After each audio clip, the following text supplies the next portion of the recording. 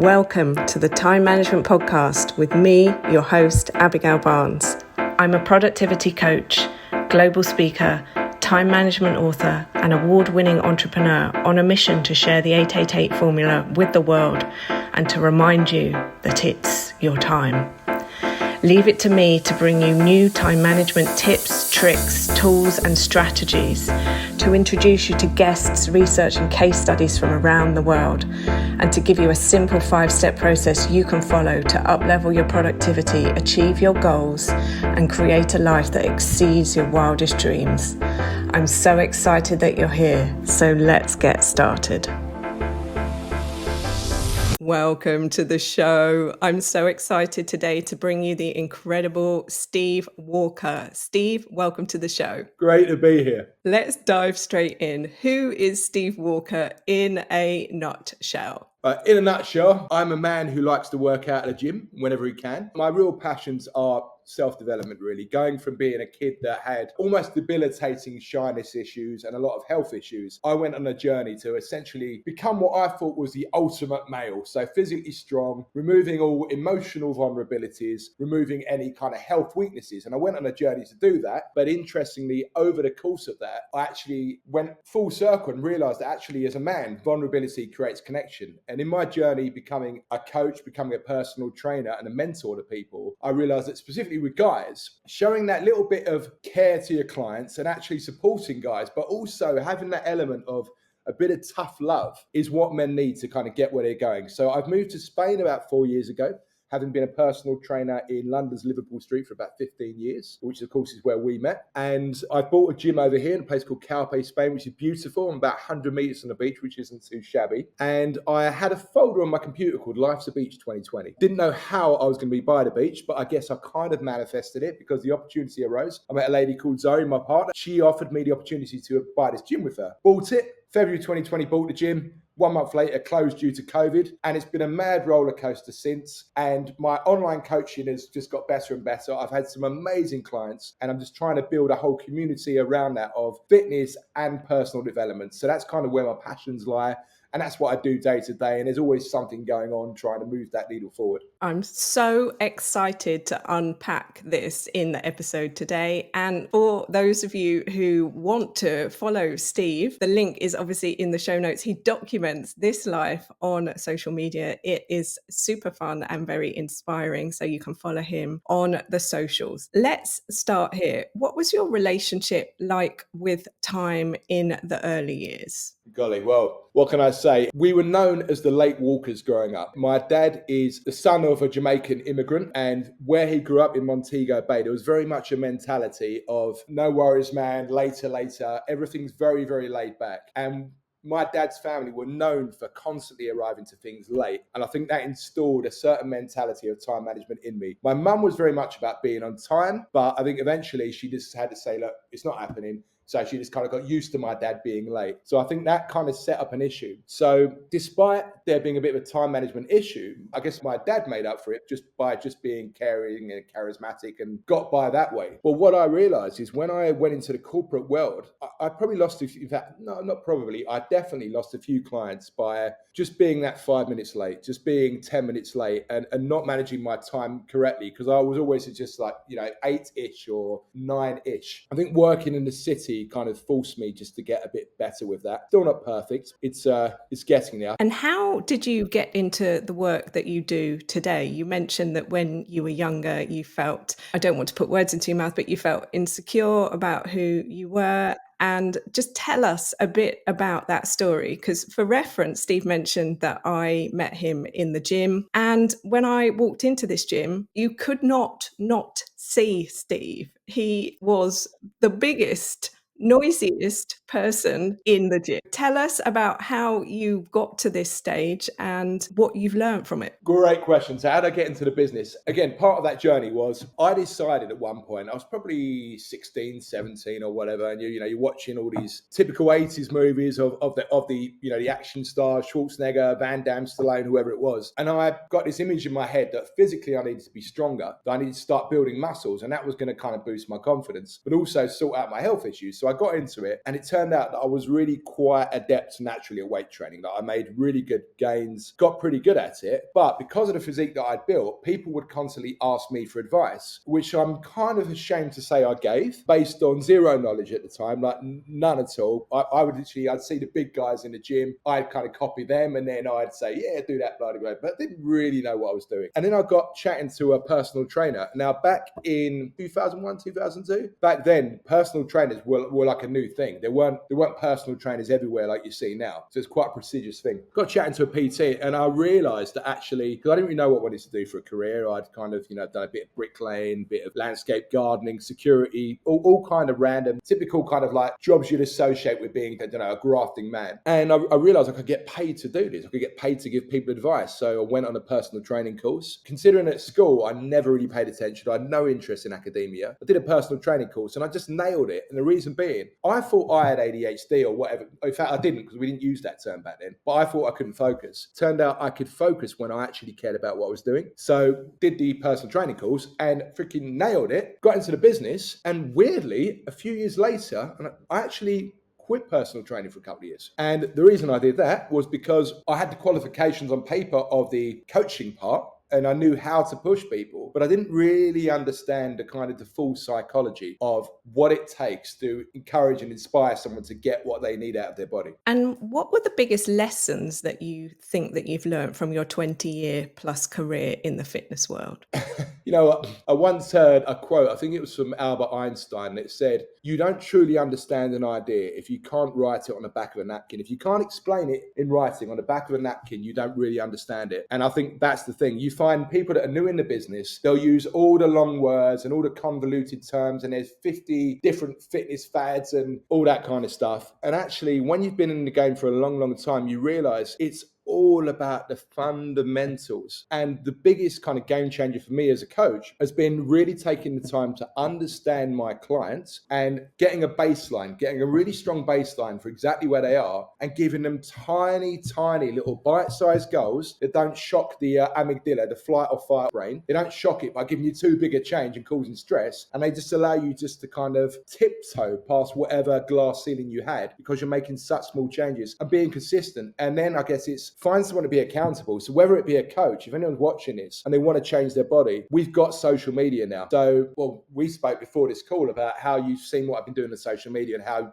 that's not completely what goes on in life. However, you can use social media, Facebook, Instagram, to say, look, I'm going to be doing a journey over the next 12 weeks where I'm going to be losing weight, building muscle. I'm going to be losing 10 kilos of body fat, for instance. And you guys hold me accountable. I'm going to be documenting it once a week and use what I call PPP, or positive peer pressure, to keep pushing you in that direction. So it can actually be a really powerful tool. But I would say, accountability has to be the secret sauce that has really enabled my clients to get results consistently these days. Whereas when I was a PT and I was keen and I was young and I was doing all these nonsense, faddy stuff, balancing on Bosu balls, doing squats, and not doing the fundamental stuff, which you should be doing, your squats, your bench press, your pull-ups, the boring stuff that just works because the human body hasn't changed suddenly in 20 years because Instagram appeared, right? But doing the boring stuff, doing that consistently in a way that you can tiptoe by the boundaries and have that accountability, that has to just be the most important part. And the same goes to nutrition. It's those little changes that you can actually stick to and feel like you're enjoying as well. Is what I'm hearing you say that doing the basics and doing it consistently is what will get us the results that we actually want? 100%, yeah. How can looking after our health save us time? Excellent question. My market is businessmen and entrepreneurs. Super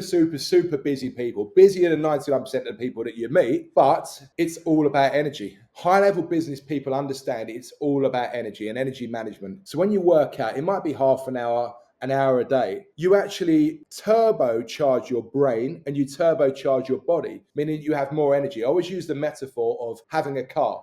Let's say I've got 10 hours to drive a car at 100 miles an hour. A bit of simple maths, right? That's 1,000 miles. Now I've got 9 hours, but I'm going 150 miles an hour. You don't need a calculator to see that you're going to get further. And it's the same with the human body, right? When you have more energy, and here's an interesting thing. The color green is often associated with genius. And I think a part of that is we have our best ideas when we're outside.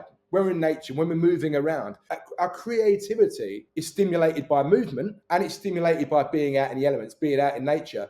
And I think movement itself creates creativity. So what happens if we're unhealthy, if our nutrition's poor, if our sleep's bad, if we're not exercising, our body is in a state of feeling like we're under attack. Our stress hormones are super high. And when the stress hormones are super high, guess what? That flight or fight kicks in, and our ability for higher thinking, our ability for creativity actually decreases. So everybody will know somebody that all they ever do is complain, woe is me, I'm a victim, life's terrible, terrible, and they just keep getting more and more of what they're putting out there. Whereas the successful people that I work with, they're making crazy money, but they've always got time to help you. And it's exactly opposite of what you'd think about wealthy and successful people. Do you think that focusing on our health can actually help make us more money? Can it get us promoted? Can it get us all the things that we're all after in life? Powerful question. Fact is that the guys that I work with, 99.9% of the time, end up making more money. But they came to me because they wanted to lose weight, or they wanted to get a six pack, whatever it would be. And what happens is, we've mentioned about the energy, but different things like body language. When you walk into a room, especially in somewhere like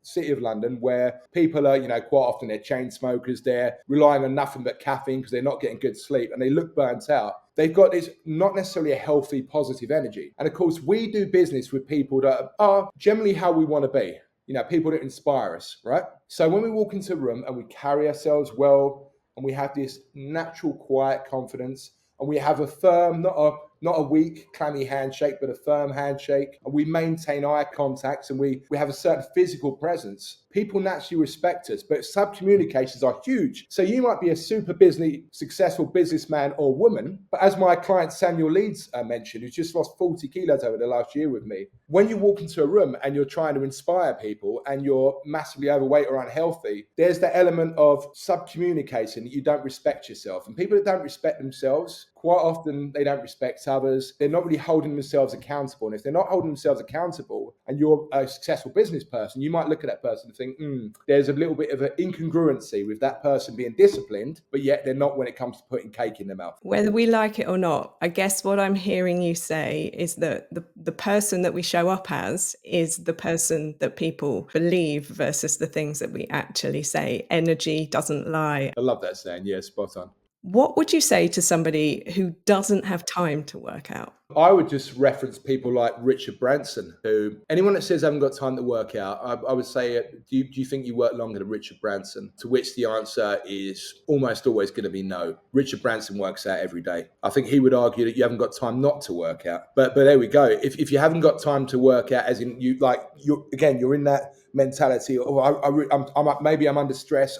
I can't devote an hour to working out. The beauty of exercise is, as you and I did a few years ago with your 8-minute workouts, that it only takes a few minutes, and you did like 20 press-ups, 20 squats, cold shower. You're going to feel better. You're going to be way more energized and feel better. And then you're like, right, okay, I was able to block out time for that. Okay, next week, maybe I'll add another minute to that. And little by little, you make a way of doing it. But also, and I say this to my clients because, again, all my clients are busy businessmen, and they manage to fit in X amount of meetings and get from here to there, to there, to there, to there. And you outsource things. You can outsource certain jobs that free up your time. In fact, I was speaking to one of my clients the other day. I was doing a bit of building work out the back of my gym, and I really got sucked in. And before I knew it, 7 hours of my day had gone, and I've been building some wooden frames. And I've got no idea how to do this, but I was figuring out as I go along. Bought myself a nice power drill, having a bit of fun with that. And he said to me, just be careful you don't get sucked in, because he's got a big building company. He said, make sure you outsource stuff. And then I realized something that I'd learned a few years ago, is that what you do is you work out how much money am I earning over the week. So let's say I'm earning $1,000 a week and I'm working 10 hours. Obviously you're going to be working more, but just to make the math simple, I'm working 10 hours, I'm earning $1,000 a week, I'm getting £100 an hour. Now, if there are jobs during the day that you can outsource just as well, if not better,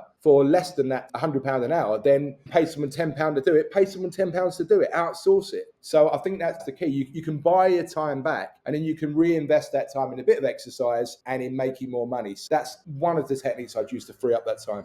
I love that. And I remember back in the day, I recorded this 8-minute workout with Steve. It's a HIIT workout. And if you want access to that, we'll leave the link in the show notes. But as Steve said, it's for those people who they want to get started, they don't have time. And it was dips and squats and push-ups and all sorts of things. And we actually had people doing the workout, even in gyms at their lunch break. So it was very, very good. So if somebody really doesn't have time, where would you suggest that they start in a place where they can get that first quick win, that result that will get that momentum going and rolling? Okay, so the easiest way to start, if you really can't factor in any time, is to use what I call net time, which means no extra time. So let's say you've got to learn something, or you've got to get some information, or you've got to make phone calls. Say you're making phone calls in your business. Then you start tracking steps. So you do it that way. So you can do 2 for 1. So you just getting your steps in. Maybe you're doing 5,000, 10,000 steps a day. So you start with that. Now, every device that you've got in your pocket, your average iPhone has got something that measures your steps. So even if you haven't got a smartwatch, you can just have that recording your steps. So that would be the easiest way to start. Maybe you had 1,000, 2,000 steps a day. And instead of taking that call sat at your desk, you're going to take that call on your phone and you're going to start getting a little bit more movement in there. And then you look at your nutrition as well, because let's be honest, for people that want to get healthier, movement's important, but what you put in your mouth is just as important. And again, it's the same thing, pardon the pun, but it is about bite-sized changes, the tiny little tweaks. You start with maybe getting my water, just being hydrated alone.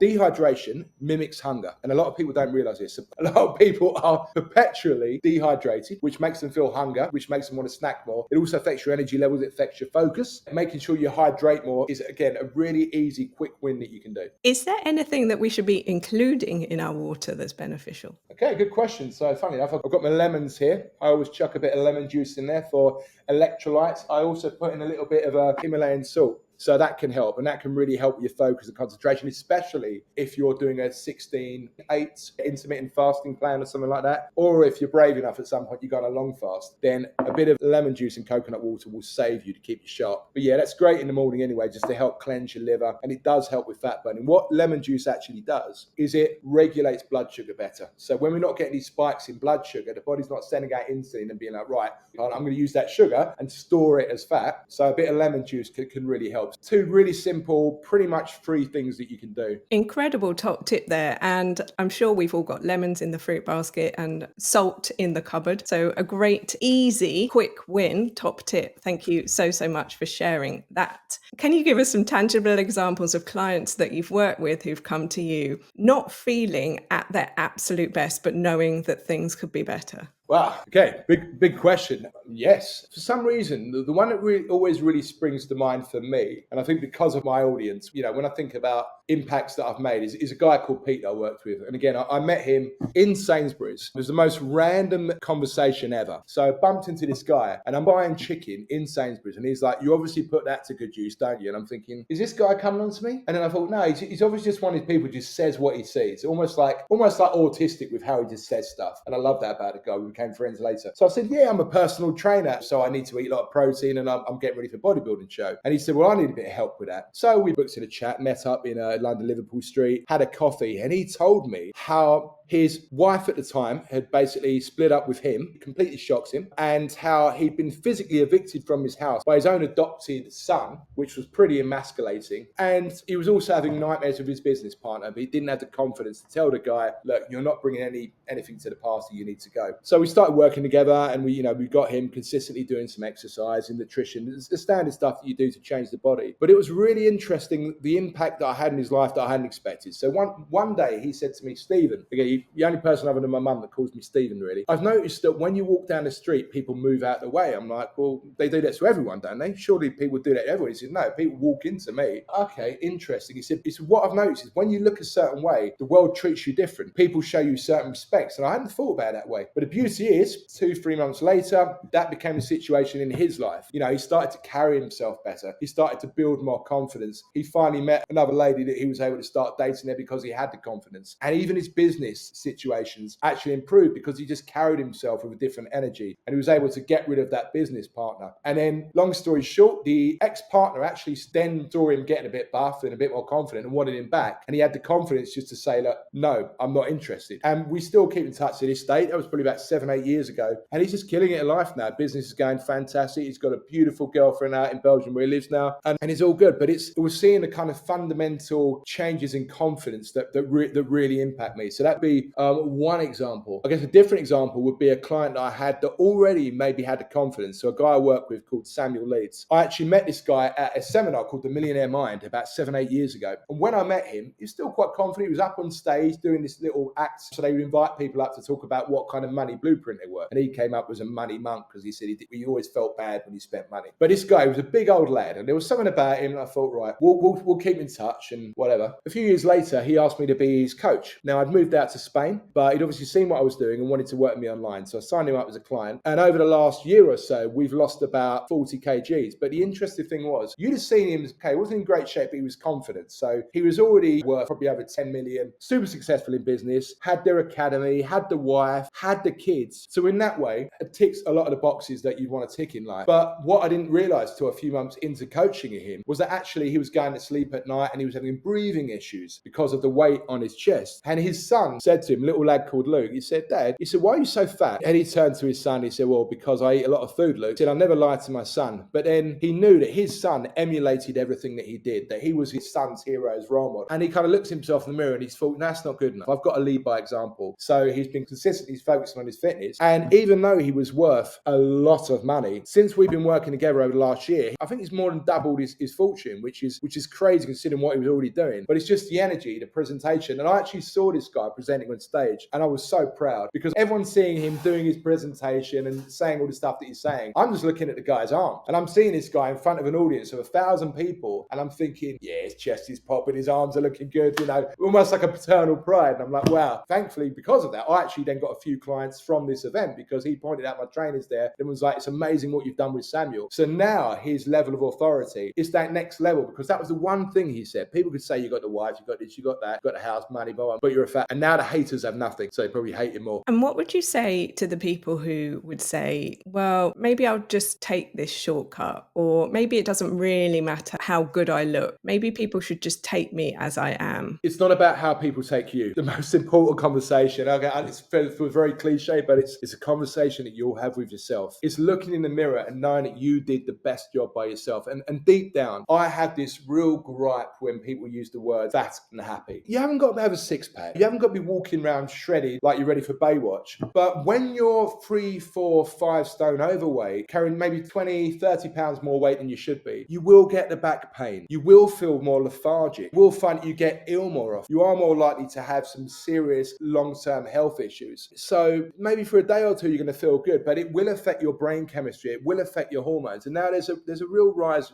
at the moment with things like depression, all this kind of stuff. And that's pure biochemistry. When you start to treat your body better, when you start to eat the right kind of foods and exercise, oh my word, your brain produces so many endorphins that you become annoying. Like I'm that annoying guy that walks around town and I'm like just singing to myself and whistling away because I'm really positive. What are you so positive about, Steve? Nothing in particular. It's not like doing my gratitude journals every day like I used to at one point. I just feel great. I walk around and my body is, again, it's like I'm constantly on drugs. My body feels great. My endorphins feel great. I feel good. And I notice very quickly, if I have a week of not exercise, eating bad food, drinking alcohol every day, I feel horrible. But the thing is, because a lot of my clients or a lot of the people that don't exercise and aren't taking care of themselves to that level, that's become their norm. They don't realize how good you can feel once you start taking action. So forget about everyone else. Focus on you. Focus on just making yourself feel better and having a bit more energy and being a bit healthier. And unfortunately, one of the byproducts is you'll just happen to look amazing at the same time. And other people will respect you more. So yeah, don't do it for them, do it for you. I love that. That is exactly my approach with yoga. The more I do yoga, the better I feel. And then funnily enough, the aesthetic just follows. Following you on social media, you get praise and you get hate for the content that you put out there. And I have seen that a huge number of people question the actual results, the actual structure that you have and how you got there. Talk to us a little bit more about, you've already said feeling good is what matters, eating well is what matters, moving yourself is what matters. And the number one opinion that we should all really care about is our own. How are you moving through the online world where it attracts the clients to you, but it also attracts the opposite? Good question. So recently, I think about 3-4 months ago, I did a post, and I think it's one of the first posts that I've had that's just gone viral. It got like just under 1 million views on Facebook, and it was a super short video because I was getting ready for a bodybuilding show in June. So just to stipulate, I compete as a natural bodybuilder. bodybuilder. If somebody doesn't say natural bodybuilder, you can guarantee they're using steroids and stuff like that, TRT, whatever it be. So I'm getting ready for a show and I'm 42 years old and I got shredded. Like I was in really good shape, probably arguably the best shape of my life. And I did little videos, just me running up to the gym and talking about being ripped at 42. And I got absolutely destroyed on socials. Everyone was going, yeah, he's on testosterone, he's on growth, he's on TRT. And I think people say that, when you have the wisdom to realize that people speak out of hurt, right? Hurt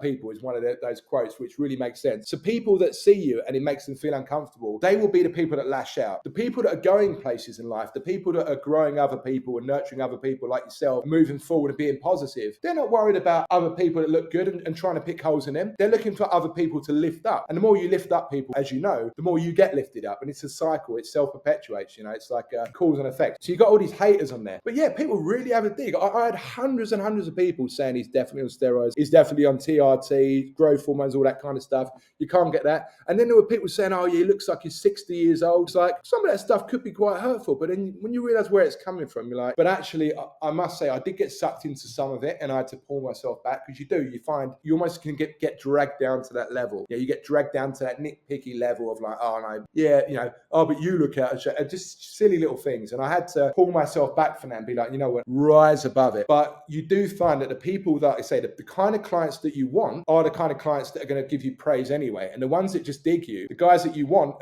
client-wise, will generally actually defend you, and then it actually builds more rapport. It actually forms more kind of solidarity. And my biggest guy on social media, again, he's got 500,000 YouTube followers and smashing it on all these other platforms. He actually said, you want about 10% controversy. You want the haters, because the haters, they then drive the algorithm. So that was the funny thing. All the people hating on me on that post, every person that hated on me and then somebody responded, that just went bomb, bomb, bomb, bomb, bomb. Because of course, social media is all about people's attention. Yeah, it's an interesting one. And you've got to avoid getting sucked into that. It's interesting. But as a person who's been training for 20 odd years and built his physique naturally, when people assume that you're using steroids, they assume that you're using other things that aren't natural to the body, then I take it as a compliment, because it means that I've absolutely bossed it. And for the record, however people get to wherever they get to, it is their own personal choice. This is not a judgment conversation or anything. This is just the facts of this is how Steve's done it. And some people really didn't like it, believe it, agree with it, etc. Which brings us on to a very, very interesting point. In my observation of myself and in others, I would say that mindset seems to play a huge, huge part in our results. So you have been building, honing, working on this physique that you have for the last 20 years. Not to the point where it is an obsession, although you do compete in competitions. So obviously at some points it has almost been like a job. But when a client comes to you and they know what they could look like, they know what they could feel like, or they have some kind of understanding that I could look better than I look, I could feel better than I feel right now. And then they start to get those results. And then they start to sabotage those results. Talk to us about how you've seen this play out in the clients that you've worked with and what your strategy is to coach them through this mindset sabotage. Yeah, so again, I seem to feel like I'm mentioning the same client all the time, but my guy Samuel just gives me a great example of this, because he'd got in good shape with another coach before we met. He'd lost a lot of weight, maybe 20 kgs of the 40 kgs, then put on about 10, which for me seemed very strange, how you're a super successful person and then you've lost a bit of weight and put it back on. And he said to me, why do you think that happened? And I've given this a lot of thought, because there's something about achieving a goal and almost taking your foot off the gas and then losing that momentum. And I mentioned a story that I'd heard about Neil Armstrong had famously suffered from depression. Reason being, because he's gone to the moon, like he'd achieved something that most people dreamt of. So why would he be depressed? He's won at life. But he said, once you've been to the moon, what is there to do next? It's almost like you got to the mountaintop. If there's nothing higher, men specifically are driven by achievement. The happiest men I know are constantly moving forward in all walks of life, be it relationships, be it business, be it fitness, whatever it is, but they're constantly moving forward. And people are the happiest when they're on that journey, when they're making progress. But when they get to the top of the mountain, the people that have achieved the millions or people that have won the lottery and whatever it, you get it quickly, people then become aimless and, oh, what do I do now? And they almost fall into despair. So I said, I think I know what the problem is. I told them that story. I said, you're super successful with your business. I want to make the next million. I want to make the next billion, whatever it is. I'm moving forward. I've got goals. You'd said to yourself, okay, I want want to lose a bit of weight. Goal was too vague. You'd lost a bit of weight and you didn't have the next goal in mind. So if he was able to, Neil Armstrong would have said before he's going to the moon, when he's 1 week before, he'd have been like, right, in 5 years' time, we're going to Mars. So he hits his goal and you've got the other one there. So you give yourself a little bit of a rest. Okay, right, take a breather for a day. Now I'm pushing towards the next mountaintop. So that's what he needed. And that's what my clients need. So the guys that lose that momentum, especially with super successful business people, that's normally what it is. The goal isn't sexy enough. They've achieved something that's okay, but okay is not their personality. They're designed to move forward and achieve the best things. So they have to keep setting the goals before they actually hit there. And then that keeps the momentum going. And sometimes just giving themselves little rewards for that goal. If you like, I shouldn't generally use food as an example. If you like drinking a bottle of champagne, have your bottle of champagne when you get to the 10 kilos. When you get to that 20 kilo goal, maybe you really want to go to the Maldives or whatever, because again, most of my clients make good money, but they're very, very high stress people. You get to that point and it's like, right, I'm only going to book the tickets when I hit that goal. I'm going to tell my wife, my kids, my friends, or maybe somebody I'm taking with me that we're going to go in 20 weeks time. And then that puts that positive peer pressure on. You've got a sexy and compelling goal outside of just working out in the gym, and that keeps you moving forward. I love that. What I'm hearing you say is that goals and small steps are really what can help to motivate. 2 questions. One is, how has online coaching worked for you versus in the gym coaching? If somebody wants to work with you, what are the benefits of doing it in this way? Okay, great question. So when I was in the gym, I focused primarily back in those days on what you did in the gym. You know, I might do a personal training session with somebody 2, 3, 4, sometimes even 5 times a week. And I think we've got about,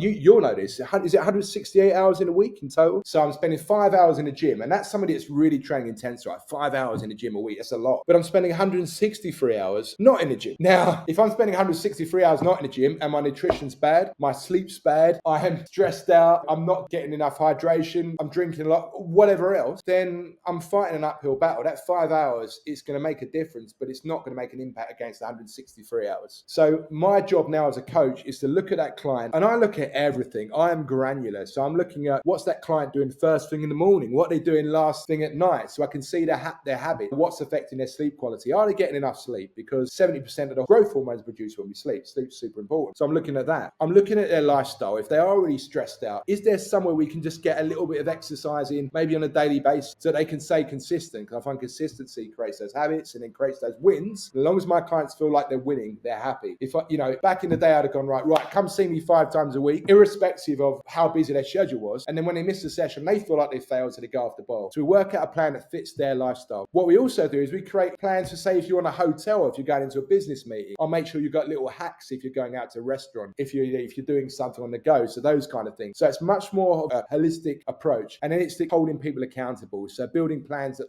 we can refine as they go. And I find now, because of that, the results I get are way better than I ever got when I worked in the capacity of a PT, because I'm checking in with them on a daily basis, being that big brother, giving them support to stay moving in the right direction. If they do fall off the wagon a little bit, okay, right, we tweak that plan, we change it, and we figure out the best route for them. And what have you got coming up in 2024? And tell us about your retreats. Oh, I'm so excited. I'm so excited about retreats. I did a collaboration with one of my clients, the guy I mentioned earlier. He's got something called his Property Academy. So they have about 1,000 people that invest year round on growing their wealth in property. So we ran an event called the Reinvent Yourself event in January, and we had about 100 people turn up. And from that, we had about 15 of those guys come on a retreat. And it was fantastic. We ran it in Calpe, Spain, which is where I live, about 10 minutes down the road, got a beautiful villa. We were doing sunrise energized workouts every day, up on a yoga deck, overlooking the mountains. Then we were having a chef in-house who cooks 3 delicious meals every day. We call him Beefy Bob. He cooks these high protein meals. And then we were just networking and living together, almost like a family in this big house. It's really cool. So it was like breaking bread over a table, talking, having business meetings, because all the people that I work with are successful in business, but maybe not on their body. And then we would go into my gym in town, work out there, run on the beach afterwards, eat more delicious meals, train at the villa. We had a few movie nights. We climbed mountains. In fact, one of the guys said on my last retreat, he said, I never thought I'd be able to do that. And that obviously helped him overcome a lot of limiting beliefs. But then the community that we build over that 5 days on the retreat, we then have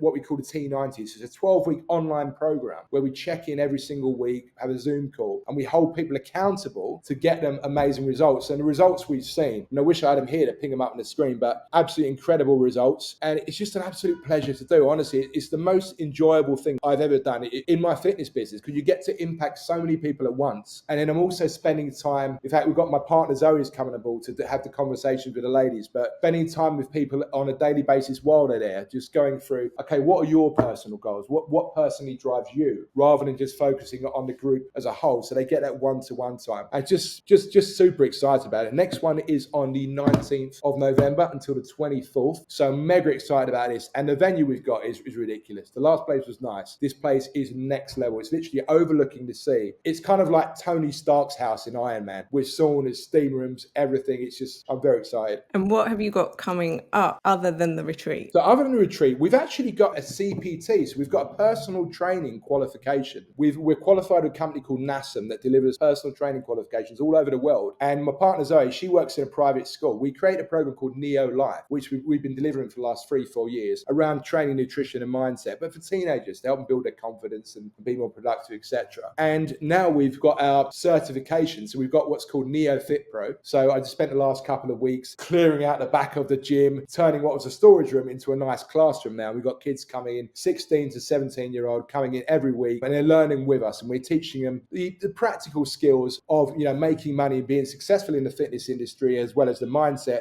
as well as having that qualification. So we're now certified to do that. Mega excited about that. And also, me personally, I've got what I call my warrior tribe. Historically, I always work one-to-one with my clients. I get a buzz, especially being in Spain and not being physically in London or Dubai or New York, where a lot of my clients are, that I miss that hustle mentality. Those people that are pushing themselves, thinking outside the box. It's hard to get in a small town. So I've created what I call my warrior tribe. I've got a group of guys now that we do an ongoing personal transformation. We do 12 weeks to T90, and we do the ongoing transformation. But also I have the Warrior Network, which is once a month. We meet up, we get a guest speaker in, and people share different ideas on how to be productive in business. So it's not just about fitness. It's very much the holistic approach. And I'm looking to organize get-togethers as well in person, where they'll come see me in Spain and we can really network together. I love that. Sounds so exciting. And the benefit of being inspired by others who are also on the same journey is incredible. Yeah, I just want to add to that. So I went on a course recently, something called TTT, or Train the Trainer. And one thing the guy kept saying was that the value is not in your content. When you're speaking, the value is in the room. And my group of clients, I've been able to literally have each one of them has a platform and share the value of the knowledge that they know. And that in itself adds more value to the group in itself. And I love that idea. Tell us something that you do with your time that you don't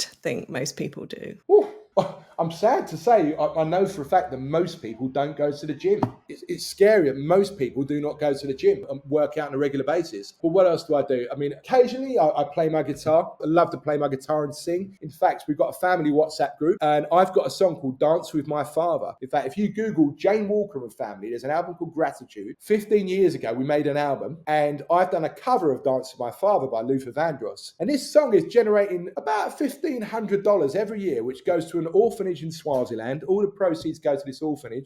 Super random, but I think maybe it's being used for like an advert or somewhere in Africa. But it's had like 1 million downloads, this song. Crazy. So yeah, I love my music. I like to read my Kindle at night. I like to read that. But I also really love craft beer. I love beer. In fact, if I wasn't so much into my health and fitness, and if I didn't slightly enjoy looking and feeling great more than beer, I'd have a belly, definitely. I love my real ale. And I do have 3 or 4 beers most weekend, which you may not expect from somebody that's a fitness, I don't want to say the word influencer, I hate that word, but a fitness person. We are going to be leaving all the links to everything that's been mentioned during this podcast. You don't need to worry. As we wrap up this conversation, I can't believe how much the time has flown. What's one question you haven't been asked that you would like to have been? One more thing I think I'd like to add, and it's going back to the law of reciprocity. I always see money or resources or the things that you want in life are the thunder to the lightning of value. And I just don't think that can be stipulated enough. So if you want to be wealthy, and I found this happen to me many times in life when I'm struggling financially, it's because I'm thinking, how can I get money? Whereas actually what I realize now from the clients that are most successful, it's right, who can I create value for? Who can I solve a problem for? Solve problems for lots of people. Think, who can I help? Create value, worry about helping people first, and the reward, the